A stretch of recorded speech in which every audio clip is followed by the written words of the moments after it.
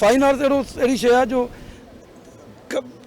जेको सख़्तु दिलियूं न उन्हनि खे बि नरम कंदी आहे। हक़ीक़त में तव्हां ॾिसंदव जेके आर्टिस्ट हूंदा अथव उनखां वधीक नरम दिलि माण्हू न हूंदा आहिनि। त हिकिड़ो इहो बि हिकिड़ो क़दम आहे उनखे ज़हनी तौर ते फेरण जो ऐं पॉज़िटिविटीअ जी तरफ़, त ॾाढो ज़बरदस्त आहे ऐं अलाह कंदो इहो कामयाबु थींदो असांजो। वेमेन प्रिज़नर्स आहिनि, वेमेन इनिमेट्स आहिनि जेके जेलनि में क़ैद आहिनि, उन्हनि जो जेको हिडन टैलेंट आहे उनखे पॉलिश करण लाइ उन हिकिड़ो इनिशिएटिव वरितो आहे। तमामु सुठियूं पेंटिंग्स जेके बज़ाहिर त ख़ाली तस्वीरूं नज़र अचनि पर काफ़ी शयुनि खे रिफ्लेक्ट कनि थियूं। इन में तमामु डिफरेंट क़िस्म जा आर्ट्स इन्हनि डिस्प्ले कया आहिनि। कैनवस आर्ट आहे, सिंपल आर्ट आहे, पेंसिल वर्क आहे ऐं ॾाढा ख़ूबसूरती सां इन्हनि। अच्छा, सभ खां जब जेका वॾी मेन ॻाल्हि आहे उहा ही तस्वीरूं ठाहिण वारा, ही आर्ट ठाहिण वारा असांजा प्रिज़नर्स आहिनि।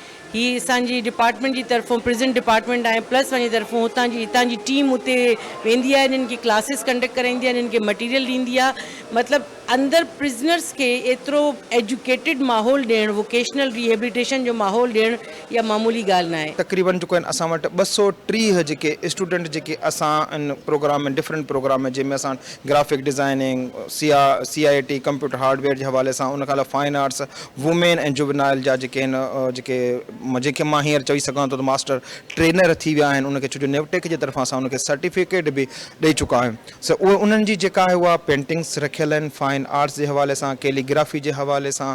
त मां चाहींदुमि त उहे माण्हू जेके इन सां रिलेटेड जेके दिलचस्पी रखण वारा आहिनि उहे अचनि, विज़िट कनि। मेरी तो यही गुजारिश है अपनी पाकिस्तान की, कराची की आवाम से कि आएँ, इनकरेज करें इन इनमेट्स को ताकि वो अपने आप को फाइनेंशियली सपोर्ट कर सकें, क्योंकि अगर इसी प्रोफेशन को वो मज़ीद आगे अपने लिए चुनते हैं और अपनाते हैं तो वो बेहतर मुस्तकबिल के हामी हो सकते हैं। इन सां मुआशरे में बहितरी ईंदी ऐं असां आर्ट जे ज़रिए मुआशरे खे बहितर ठाहे सघूं था।